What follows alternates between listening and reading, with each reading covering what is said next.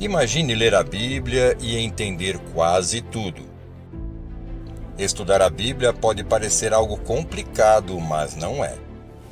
Mostraremos a você que é possível realizar uma jornada incrível do Gênesis ao Apocalipse. Na Escola Bíblica Central, estudaremos a Bíblia toda através da abordagem cronológica.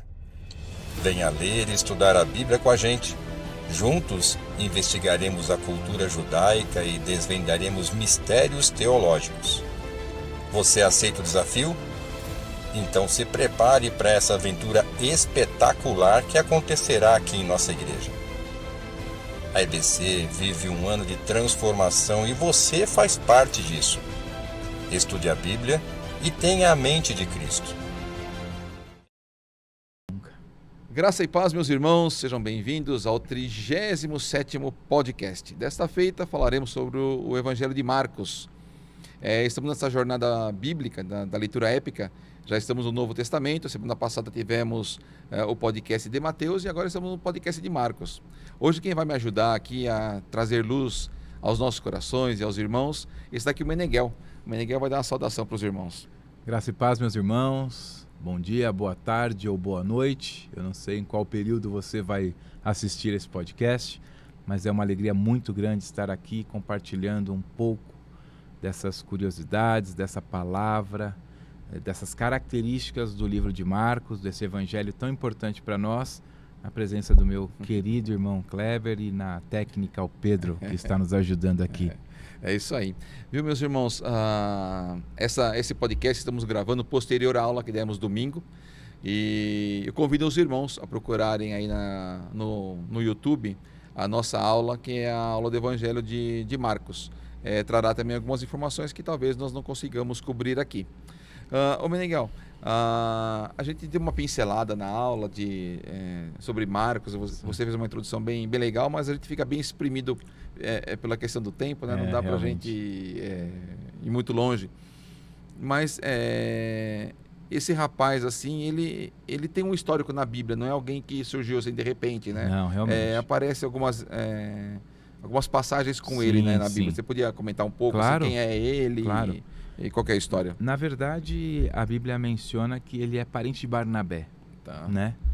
Barnabé, que é o primeiro a ser chamado, né? Porque a igreja primitiva, não sei se você está lembrado disso, deve estar sim, mas ao invés de chamar primeiro Paulo, ela separa primeiro Barnabé, né? Separem-me Barnabé e Paulo. Então Barnabé é uma figura importantíssima para a igreja primitiva, e o texto bíblico vai dizer que o Marcos, né, ou João Marcos, né, era parente dele. Algumas versões vão dizer que ele era sobrinho e outras versões vão dizer que ele era primo.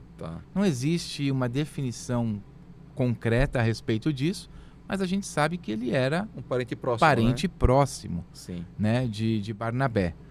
E de Pedro, né, não consanguíneo, mas Pedro na sua carta, né, Kleber, a gente estava até falando sobre isso agora há pouco, o chama de filho. É um carinho, né? Tem um grande carinho, um amor realmente por essa figura tão importante, né?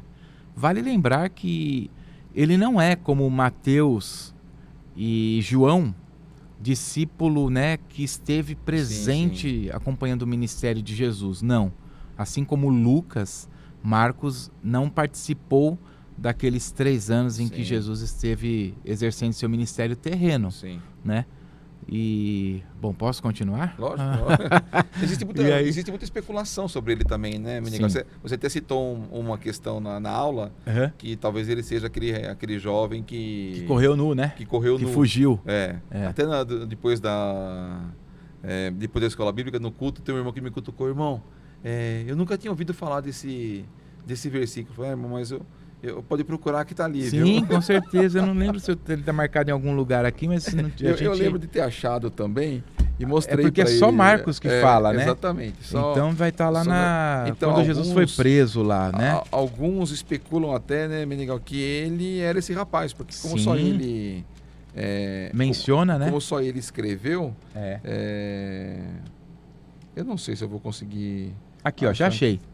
É Marcos, capítulo 14, versículo 51. É, isso mesmo. Na NVI fala assim, ó: um jovem vestindo apenas um lençol de linho estava seguindo Jesus. Quando tentaram prendê-lo, ele fugiu nu, deixando o lençol para trás. E só ele menciona isso. Sim. Então, por isso essa especulação. Mesmo porque, né? como ele não era uma testemunha ocular também, né? Exatamente. Então, existem algumas especulações. Exatamente. Alguns dizem até, Menegal, que ele podia ser até um dos 70 ou 72 Sim. discípulos que foram também enviados por Jesus Sim, naquela feita. claro. Mas são especulações, a Bíblia não nos conta disso. Na verdade, quando a gente vê Jesus chamando os seus discípulos, o nome dele não está ali. Exato. Né? Então a gente não consegue dizer, mas pelo fato dele ser parente de Barnabé e estar ali na igreja primitiva, Sim. a gente vai ver que a casa da mãe dele era uma casa frequentada. A gente já vai falar isso. Não já. Então é bem possível que isso tenha acontecido realmente, que seja ele. Né? Beleza. Ô Menegal, a gente vai ver, né? Os irmãos falarão semana que vem sobre Lucas. Então Lucas a gente já... Eles vão falar com certeza, não vamos investir nosso tempo nisso. Sim. E o Lucas foi uma pessoa que fez grandes investigações para a história de Jesus. Sim. Mas Marcos, teoricamente, não. Acho que não tem essa história, né, do Marcos. Como você acha, assim, não sei se você já teve alguma leitura ou tem uma visão de como essas histórias chegaram para esse rapaz? Então, na verdade, o que os estudiosos dizem é que esse evangelho de Marcos, existe até um certo consenso com isso, deveria ser o evangelho de Pedro. Eu já ouvi falar isso. Né? Porque dizem que Pedro narrou essas histórias a Marcos e ele então escreveu, deixou isso registrado. Sim. Então eu acredito nisso, não é? Como a gente não tem outra base para entender como isso chegou, é bem provável que realmente tenha sido através do testemunho de Pedro.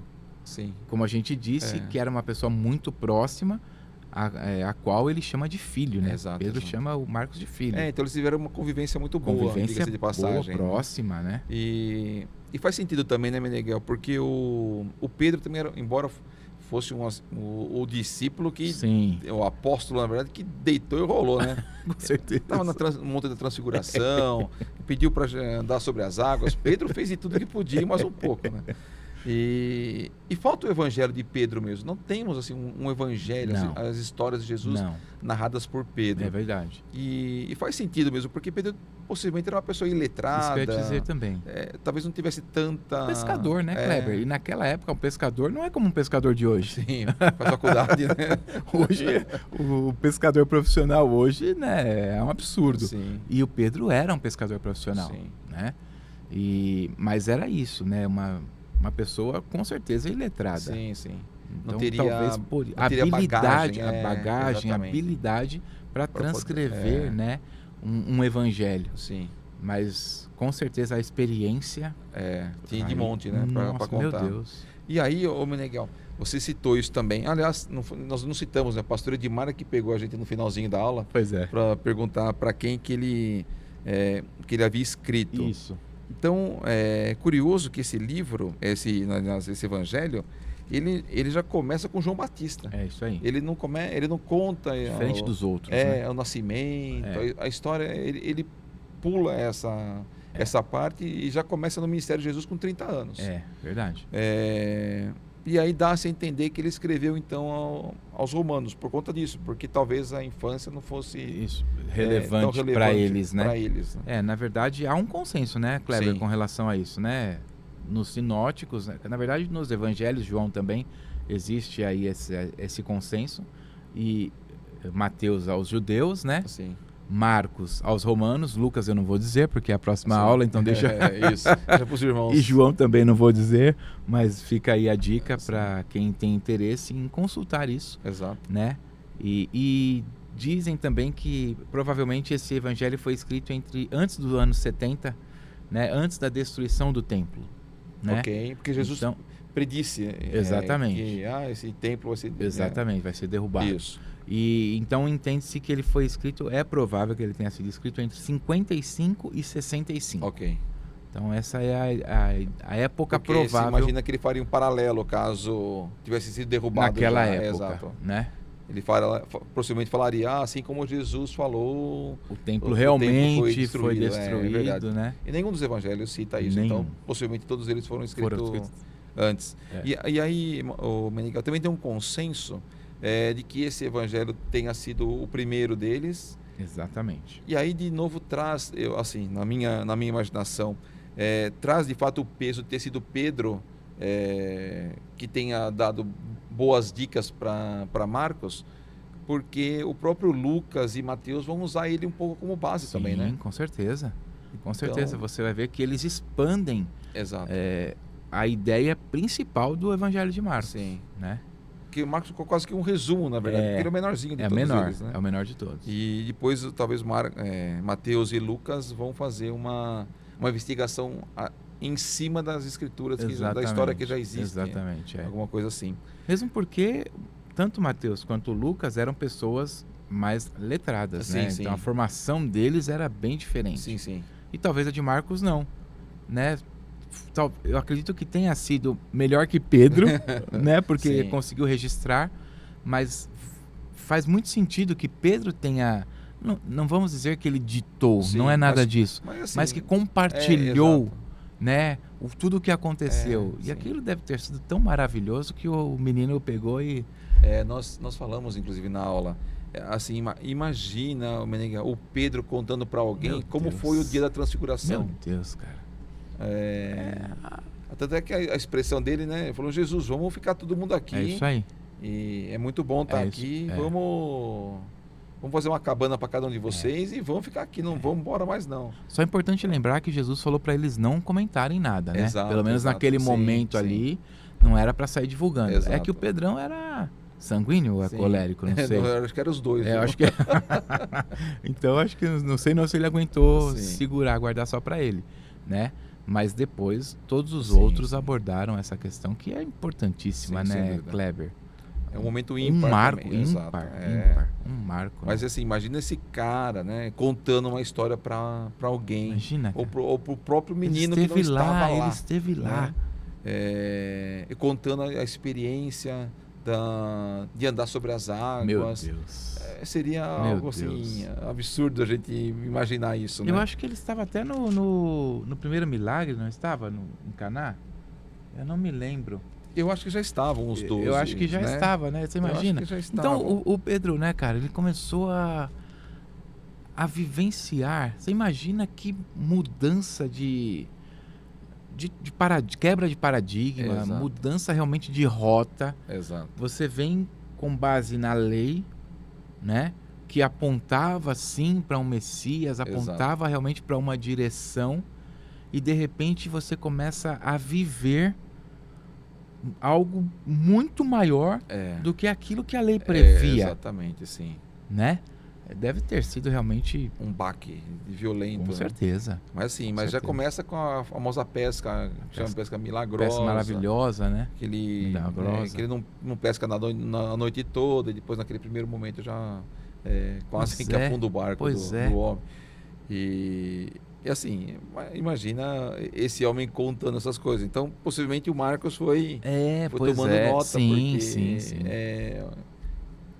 Assim, eu nunca tive alguém que contasse tanta história boa assim como o Pedro pudesse contar.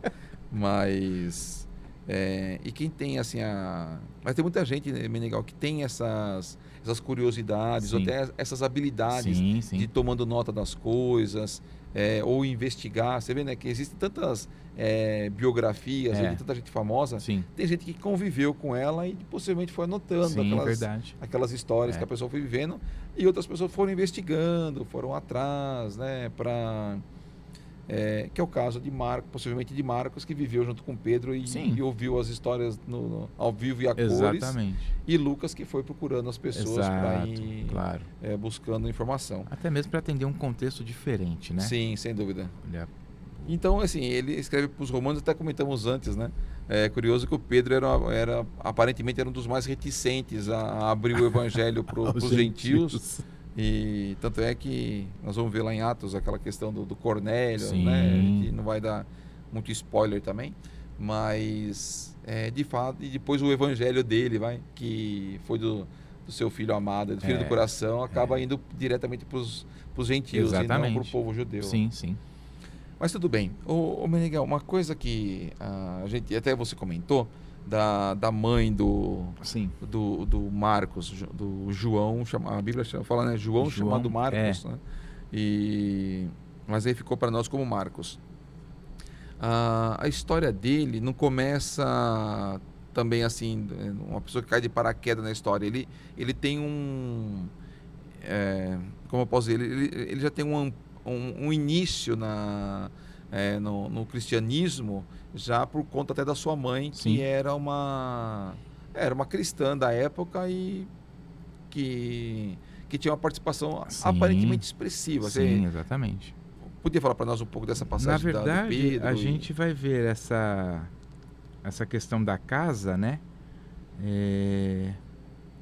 Eu não me lembro aqui onde está a referência. Eu acho que está em Atos 12. Atos 12, não é isso?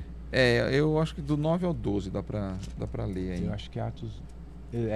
do 9 ao 12, o 12 é o específico, isso, né? Acho que sim, isso. E aí... Que cita o nome dele, né? Exatamente. Isso, perfeito. Acho que fala da casa da mãe, né? Exato. Aqui, ó. Então Pedro, 11. Então Pedro caiu em si e disse: agora sei, sem nenhuma dúvida, que o Senhor enviou seu anjo, me libertou. Na verdade, a gente está falando daquele contexto onde ele foi libertado da prisão, né? Isso. E aí no 12, percebendo isso, dirigiu-se à casa de Maria, mãe de João. Então é importante aqui a gente entender, também chamado Marcos. Sim. Depois da ressurreição, até então, depois da ressurreição aparece como João Marcos. Ou só João. Ok.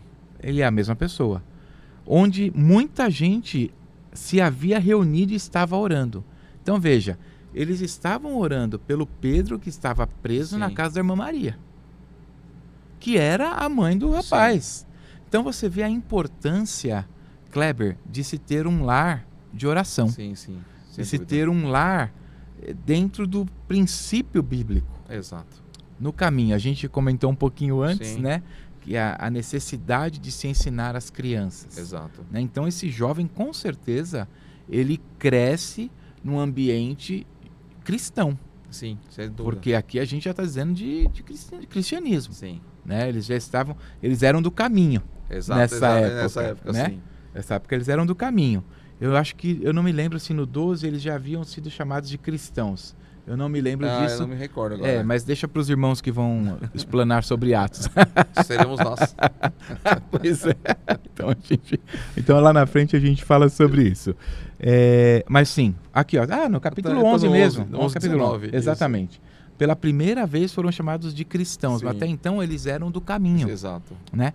Mas você vê que há um legado realmente, há um direcionamento.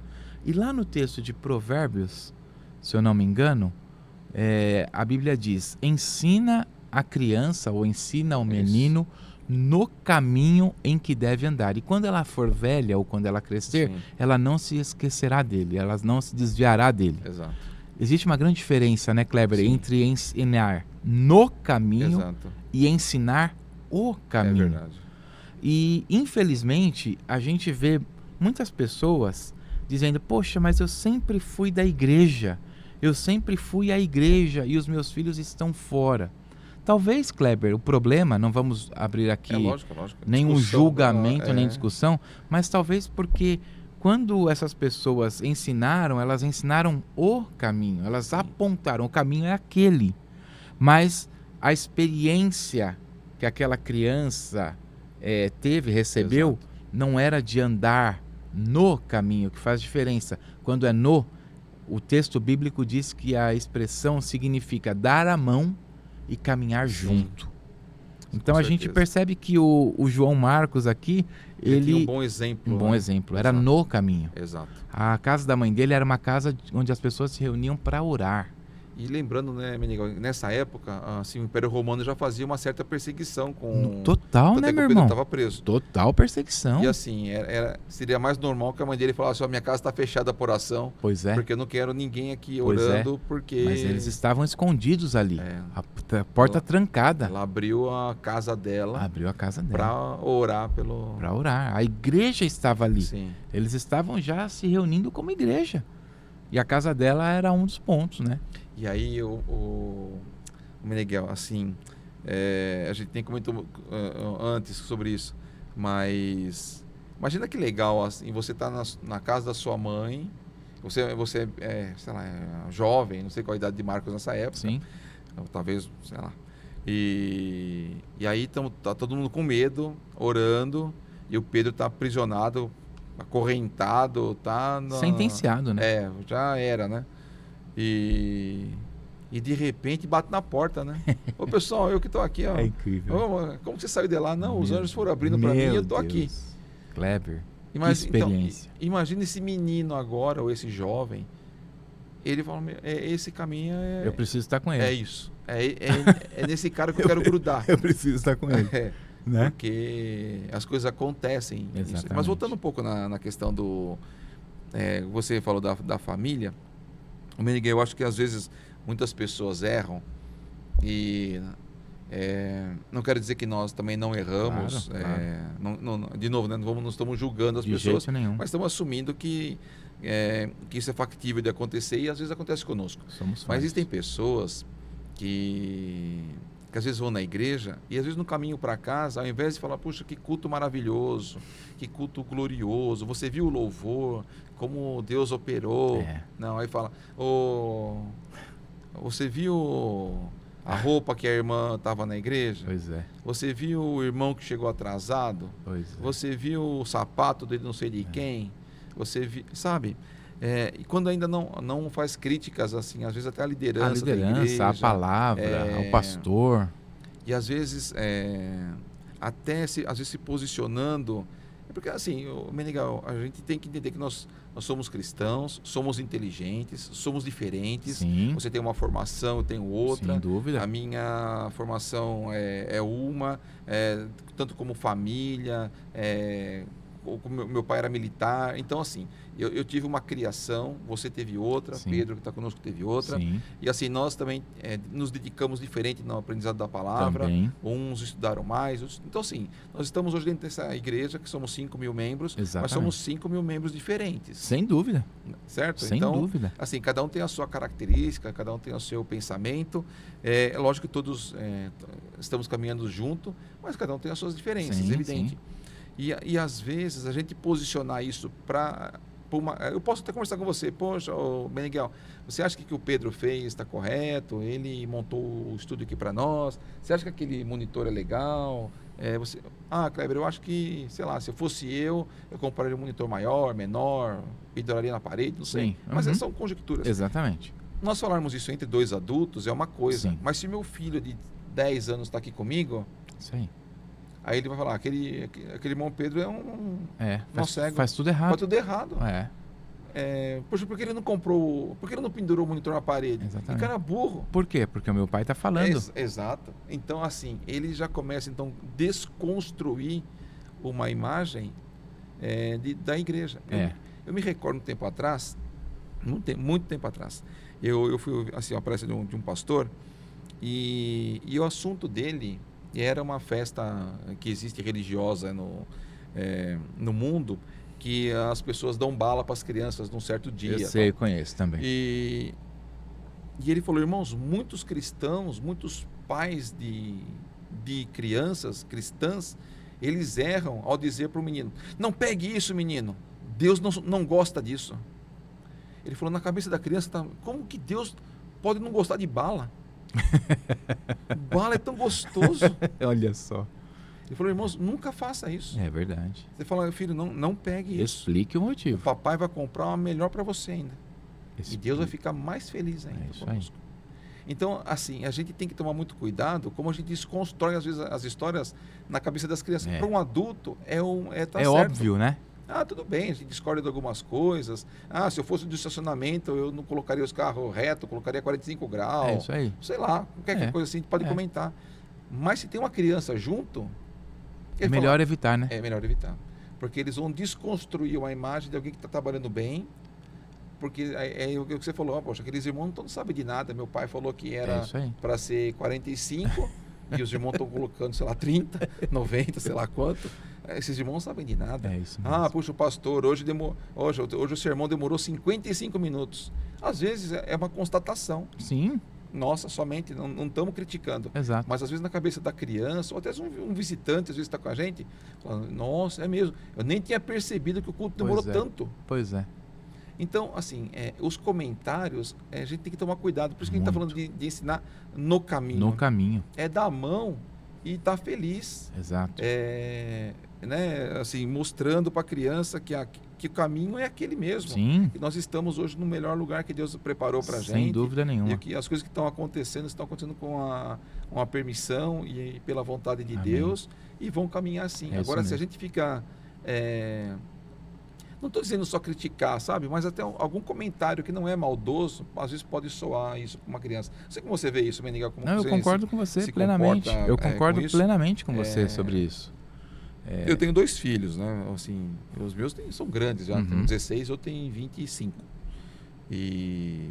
Mas mesmo assim a gente filtra o que vai... nós também temos... comentar. Nós também não falamos a respeito de tudo na presença. Tem uma menina de 10 anos, né? Então, não dá, é uma esponja. Sim, exatamente. É uma esponja, ela está sendo formada. É isso. E pode criar uma ideia errada. Meu não quero Deus. dizer que... E ainda mais nesse mundo que nós vivemos hoje, que a informação aqui na palma da mão. Exatamente.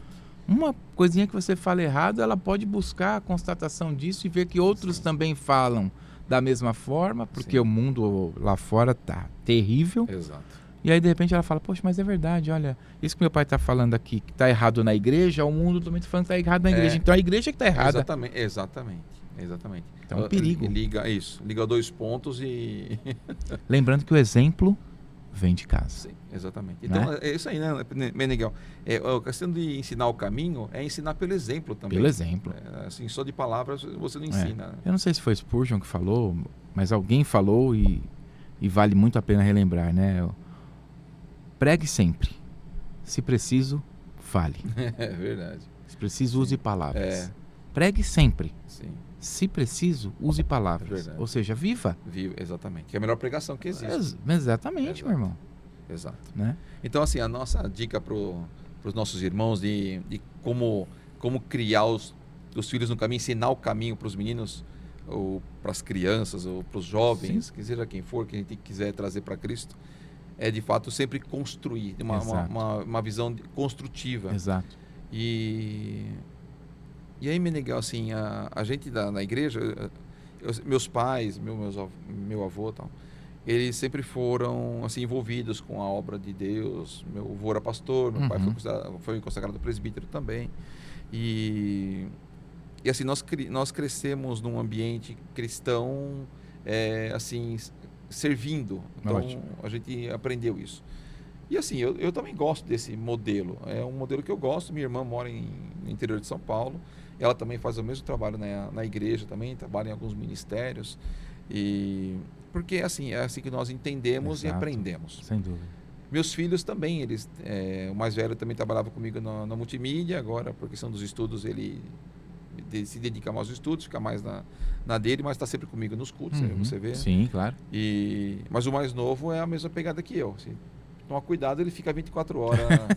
O Pedro fica 22, ele está querendo bater o recorde do Pedro, ficar 24 horas.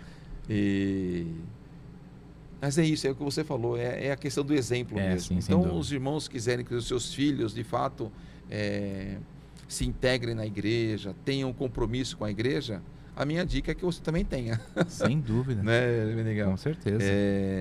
Que você procure. Eu não conheço outra igreja, deve ter, porque hoje existem igrejas tão grandes quanto a nossa. Mas uma igreja com tantos ministérios e possibilidades de servir como nós temos. Eu não conheço. Então a gente tem possibilidade de servir do jeito que você quiser, seja na recepção, seja na lanchonete. Sim. Você pode servir até fazendo churrasco. Com certeza, eu faço parte desse ministério. Ministério Churrasco. E tem nas festas, assim, tem uma demanda grande por irmãos para servir. Importantíssimo. E para servir a ceia.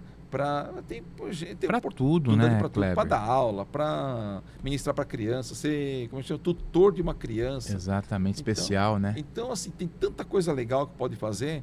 Então, eu aprendi desde de menino. Eu falei, eu vim para a igreja muito novo. E algumas pregações ficam na minha memória, assim, de 30, 40 anos atrás. Eu tenho memória, assim, eu tenho vaga lembrança, na verdade, eu não tenho uma memória muito boa, mas algumas coisas ficam na minha memória assim para sempre, sabe? E eu me lembro quando eu era muito jovem ainda, alguém foi pregar na igreja e falou, irmãos, Deus nunca chamou quem estava parado. É verdade. Pode prestar atenção que é isso mesmo. E quando ele chamou Sansão estava trabalhando. Exatamente. Quando ele chamou Davi estava trabalhando. Quando ele chamou não sei quem, estava trabalhando. Então ele foi dando vários exemplos de gente que estava trabalhando. Gideão, Josué, todos. E ele falou, irmãos, se você não tem nada para fazer, pega uma vassoura e começa a varrer o templo. Deus vai te chamar quando você estiver trabalhando. Olha só que legal. Foi a visão dele, assim, sabe? E aquilo ficou na minha memória e assim, e sempre eu sempre procurei estar ativo fazendo alguma coisa. É verdade. E assim, uma igreja como a nossa, o participar em ministérios é o que faz a força, Meneghel, assim, não sei se você percebe isso. Sim. Porque se você só vem no culto de domingo, não vem nem na escola bíblica, chega 10 horas no culto, 10h05, né? A hora que já começou o negócio. Aí procura um lugar, a hora que dá 11h59, tá no último louvor, você vai embora, não vai conhecer nunca ninguém, não vai fazer vínculo. Exatamente. Não é verdade? Exatamente. E isso numa igreja grande ou pequena, não depende, né? Sim, claro. Mas se a pessoa se envolver num ministério, seja para fazer um churrasco, seja para participar de uma festa, seja para servir na cantina, ela vai sendo notada pelas pessoas e a reconhecida pela igreja. Exatamente. Como parte do corpo. A gente não pode esquecer, Kleber, que a igreja é um corpo. Exato. É o corpo de Cristo, meu irmão. Cada um de nós é um membro. E é o que você falou. A multiforme graça de Deus é tão incrível que você tem uma formação, eu tenho outra, o Pedro tem outra. E cada um de nós tem uma formação diferente, cultura diferente, familiar, mas unidos por um propósito, nós conseguimos andar sem dificuldade. Um ajudando o outro de uma forma tão colaborativa. E é tão gostoso, né? Eu amo, né? Eu amo. Você sabe muito bem. Irmãos, já falei isso pra ele, vou confessar pra vocês aqui. O Pedro, não sei se sabe dessa história. Essa é demais. E quando eu chego na igreja, o Meneghel sempre senta no mesmo lugar. Não sei se sabe onde o Meneghel senta. Sempre. Ele sempre senta ali mais ou menos na terceira fileira. Na terceira fileira, no meio ali mais ou menos. Mas ele tem sempre no corredor ali. Então, quando eu chego assim e olho, eu pergunto para minha esposa, para Kelly, cadê o Meneghel? Porque se o Meneghel não está na igreja, tem duas possibilidades. Ou aconteceu algo gravíssimo com o Meneghel, ou Jesus arrebatou a igreja. Eu fiquei. Meu Deus. Meu Deus, que coisa. Esse Kleber é terrível. Ai. Mas assim, o Meneghel, vamos falar de novo da Maria, que a gente estava falando, por isso que estamos nesse assunto. Mas é importante, de fato, para o seu filho, para aquela pessoa, mesmo que seja o seu filho na fé, ele vê uma pessoa que é envolvida no reino de Deus, que nem esse menino, ou esse moço, não sei qual a idade que ele tinha, ele viu a mãe dele correndo risco, mas nos pés de Jesus, firme, orando para o Pedro sair, e o homem saiu. Exatamente. Então, quando assim, seu filho vê isso, ou vê um pai no estacionamento ajudando um irmão a colocar a vaga no lugar, ou servindo um cafezinho na cantina, ou ajudando os irmãos na recepção, quando seu filho vê isso, assim, acho que é muito legal. Cria algo, né? Eu fui consagrado junto com meu pai. Eu tive o privilégio de ser batizado no mesmo dia e ser ordenado obreiro no mesmo dia. Que bacana. Nós fomos ordenados no mesmo dia. Eu sentia muito orgulho de meu pai, mesmo estando na mesma condição que ele, sabe, fazendo o mesmo trabalho. Sim. Mas eu sentia muito orgulho de meu pai, porque meu pai tinha limitações diferentes das minhas. E eu via quanto ele se esforçava para poder fazer algo na igreja. E Então, assim, a gente tem que entender também que o fato da gente estar servindo a Deus, nós estamos mostrando para o nosso filho quão precioso isso Com certeza. e que ele também pode seguir Com esse mesmo caminho. Certeza. Aí tá aí a importância, né? Está aí a importância de você estudar a Bíblia em casa, ler a Bíblia em casa, orar. E é importante, sabe, que eu frequentei uma outra igreja no passado e um pastor muito inteligente, muito preparado, superintendente da escola bíblica, ele disse para mim: sabe, Meneghel, quando eu vou orar, eu faço questão de orar num lugar onde eu atrapalhe a passagem das crianças, das minhas filhas. Ele tem 2 filhas. Eu falei: é mesmo, pastor? Por quê? É para elas perceberem que o pai delas ora. Porque se eu oro, claro que existem os momentos que você fecha a porta, é óbvio, né? Não estamos tirando isso, não. Mas para mostrar o exemplo, para dar o exemplo, ele ficava num lugar que até estratégico, que até dificultava a passagem para elas verem. Meu pai ora. Se meu pai ora, meu pai é importante para mim, meu pai faz coisas corretas, então eu também preciso orar. Exato. É o exemplo, é a referência. Exatamente. Né? Então, qual é a referência que nós temos deixado, né, ou dado? Eu acho que vale aí o autoexame. Sim. Né? Eu costumo dizer que o autoexame não é só no primeiro domingo do mês, quando você pega o cálice né, e o pão. Sim. Examine se o homem é assim mesmo. Não, é todo dia, toda hora, né, Kleber? É verdade. E nós somos falhos, né, meu irmão? Sim, todos nós. Nós somos falhos, né? Infelizmente, a gente erra mesmo. Exatamente. Né? A gente é fraco, a gente é frágil. Somos vasos de barro. Né? Que encostou, trinca, meu irmão. Mas nós temos de nos esforçar para deixar um exemplo. Exatamente. Né? Assim como a mãe do João Marcos certamente deixou para ele. Então, esse João Marcos aí, ele... Acho que ele viu tanto exemplo, viu Pedro saindo da prisão. Imagina a história do Pedro naquela sala da mãe do Marcos. Um terremoto. O anjo chegou aqui. Eu estava dormindo. Ô Pedro, me segue aqui. Ele achou que estava sonhando, inclusive. Sim, achou. Ele só percebeu quando ele estava na rua, né? Ele achou que era um sonho. Bateu. Nossa, eu tô aqui mesmo. Estou na rua mesmo, eu fui liberto mesmo. E agora? E imagina Pedro contando isso na casa da mãe do Marcos. E aí ele resolve, então, sair com Barnabé e Paulo. Exato. E aí as coisas parece que não... ele vai para a primeira viagem missionária, né? A Bíblia não fala o motivo, mas houve um problema entre eles lá. E aí o Paulo vai para um lado e ele e o Barnabé voltam. Né? E a Bíblia realmente não fala. Qual foi o problema, a gente não sabe. Mas que ele existiu porque houve a separação. Mas assim, a gente também tem que entender que sempre vão existir divergências também de opinião. Sem dúvida. Em qualquer lugar. Claro. Né? A gente não está... Que nós falamos, nós somos de criações diferentes, temos temperamentos diferentes. Um é mais lento, outro é mais rápido. Um assim, que quer fazer as coisas correndo, o outro quer fazer mais planejado. Assim, sempre vai ter essas divergências. Exatamente. Mas o que a Bíblia condena não é a divergência. É o sentimento faccioso. Exato. É você... o Meneghel... Puxa, olha, o Meneghel... Toda vez que eu quero fazer as coisas correndo, o Meneghel quer parar, quer planejar. Não, para mim não dá. Olha, E você vai expandindo isso, né? Ó, pessoal, vocês estão felizes com o Meneghel? Sabe, esse tipo de coisa. Deus não tolera essas coisas. Pois é, a Bíblia fala, né? O sentimento faccioso. Seis coisas... Deus detesta, mas uma ele abomina, que é a discórdia, a dissensão entre os irmãos, né? Então, essa discordância até de Marcos com os demais ali, é até fácil de entender, porque claro. Imagina assim, como que era viajar naquela época. Hoje já é difícil, imagina, a gente sair daqui, imagina, Meneghel, vamos replicar a viagem missionária de Paulo. Meu Deus. A gente vai de avião. Com certeza. Dá pra pegar com a internet. Boas embarcações. Já reserva hotel antes. Com certeza. Toda a comodidade, conforto. Pensa isso, Pedro. Pensa isso 50 anos atrás, como que era. A 50 você tá perto, né? Então, mas imagina. Agora você imagina vamos aqui. fazer a viagem missionária de Paulo há 50 anos atrás, sem internet, sem saber onde tinha hotel, sem saber. Você tinha Sim, que. mas já tinha embarcação, Tudo mas bem. já tinha uma Isso. comunicação. Agora você imagina lá, Exatamente. na igreja primitiva, meu irmão. Não tinha nada. Né? Nada. Não sabia nem onde Absolut- eram os negócios. Como que chegava? Exato. Então, assim, como que come, como que bebe, como que dorme, É. como, assim...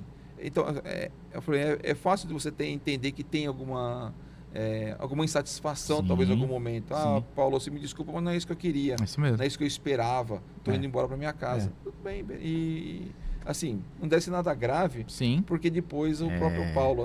conta aí, Menegão. Aí tem um retorno muito legal, né? Sim. Aí Paulo, quando ele está falando a Timóteo, né? Lá no finalzinho da segunda carta, ele fala, olha, só estão comigo... eu acho que vale a pena a gente ler, né? Sim. Você lembra onde é ou não? Lembro. Segunda Eu já não lembro, não. carta, capítulo 4, Isso. versículo 11. Paulo fala assim, ó. Só Lucas está comigo. Olha só, cara. Olha o Lucas. Só Lucas está comigo. Traga Marcos com você, porque ele me é útil para o ministério.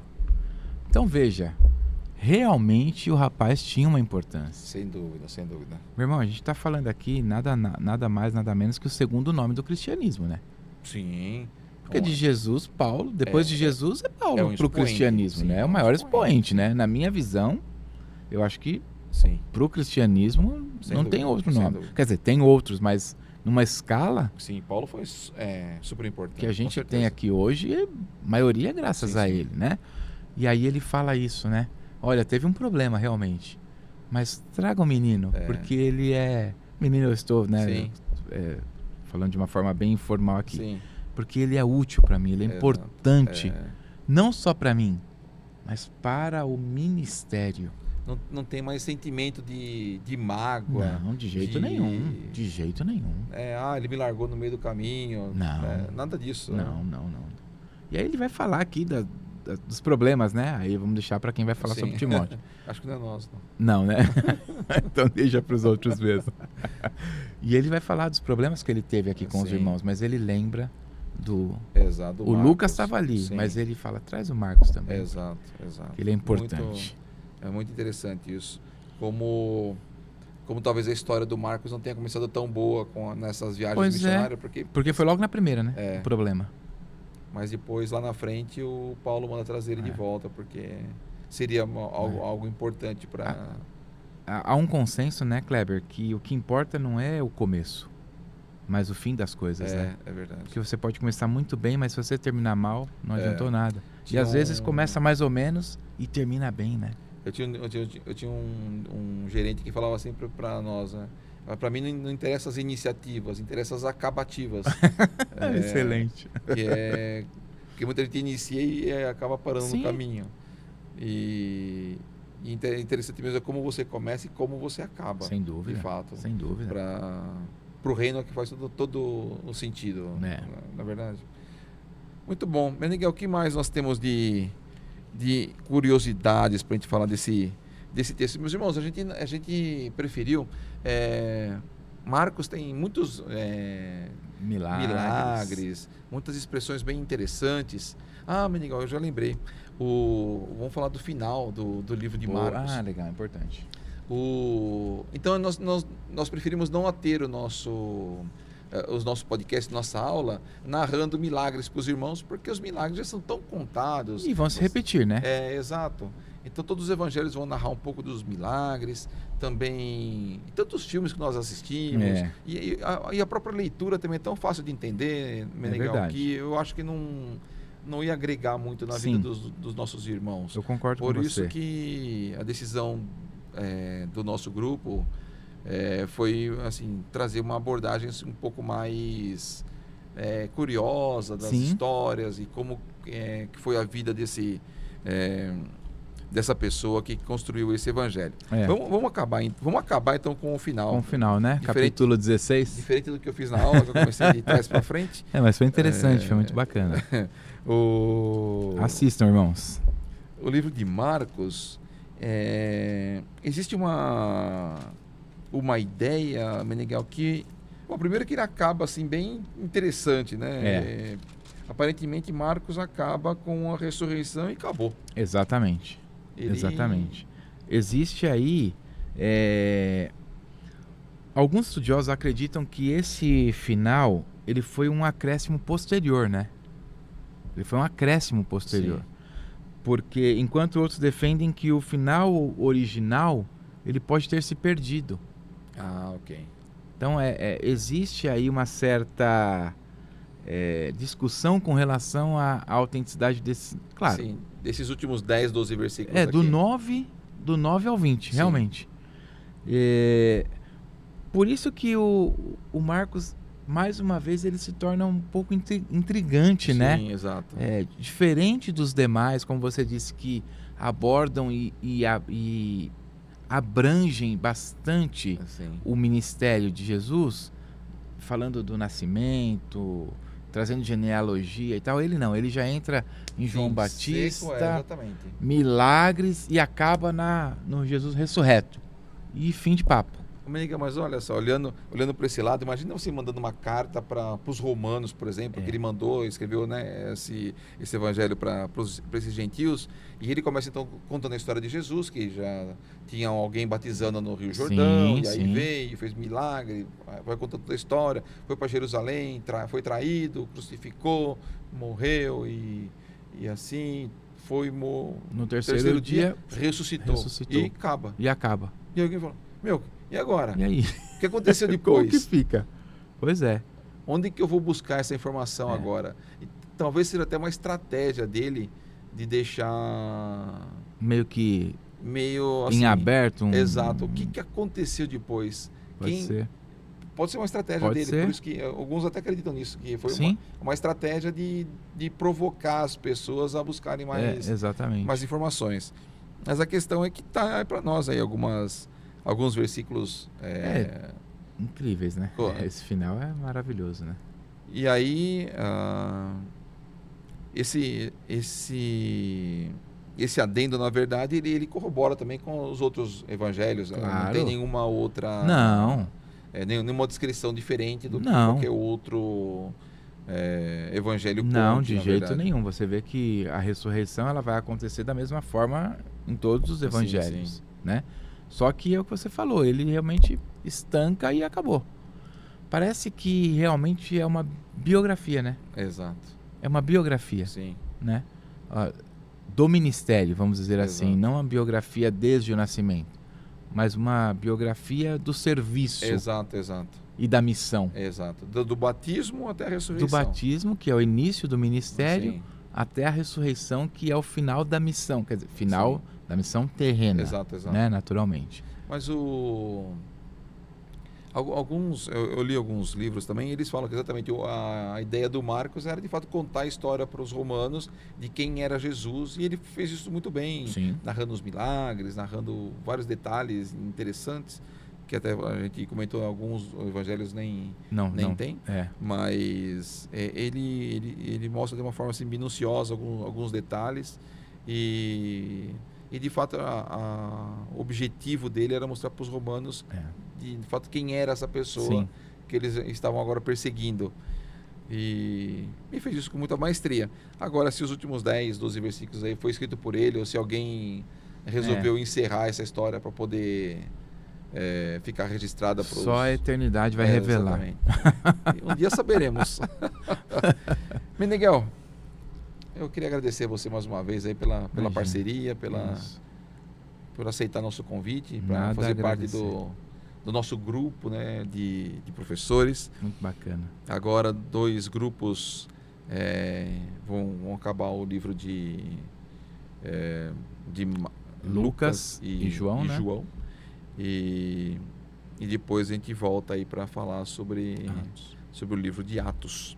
E é isso, Pedro, também muito obrigado pela parceria aí de sempre, se dispondo para fazer os nossos podcasts. E você, meu irmão, que está nos assistindo mais uma vez, muito obrigado também pela sua paciência, pela sua audiência, por estar sempre nos acompanhando. Proponho ao irmão também que assista a aula. Nós também fazemos sempre menção ao Bible Project, é um projeto bem legal, é um projeto que não tem fins lucrativos, mas ele traz a Bíblia de uma forma bem interessante e bacaninha de se entender. Então, se puder também acessar esse material, vai ser muito bom para o seu crescimento espiritual. Eu quero me despedir aqui, agradeço você mais uma vez, fique na paz, se puder, venha conosco aos domingos, às 9 horas da manhã, estamos aqui na Avenida Industrial, número 2234, em Santo André. Às 9 horas começamos nossas aulas, você será muito bem-vindo. Meneghel, faça suas considerações e despeça dos nossos irmãos. Eu quero agradecer mais uma vez, é um privilégio para mim, eu me sinto honrado em estar com vocês aqui, ao seu lado, falando a respeito dessa palavra que eu amo. Realmente, como eu te disse no comecinho, eu tenho um testemunho de conversão muito ligado a isso. Eu aceitei a Jesus numa escola bíblica. É meio inóspito. Pois é totalmente diferente, mas é por isso que eu amo tanto isso. O Senhor me chamou para isso, eu tenho certeza. E eu quero convidá-lo, querido irmão, irmã, a se aprofundar no conhecimento bíblico. Leia a Bíblia, tire dúvidas. Nós temos um grupo, você Sim. tem acesso a isso, pode perguntar, pode nos abordar na igreja. Se a gente não souber responder na hora, a gente vai pesquisar e vai certamente te ajudar aí Sim. também com essas dúvidas. Deus abençoe e conte comigo, Kleber. Muito bom. Muito obrigado. Deus abençoe. Pedro, um forte abraço. E você também, meus irmãos. Deus abençoe. Fiquem na paz do Senhor.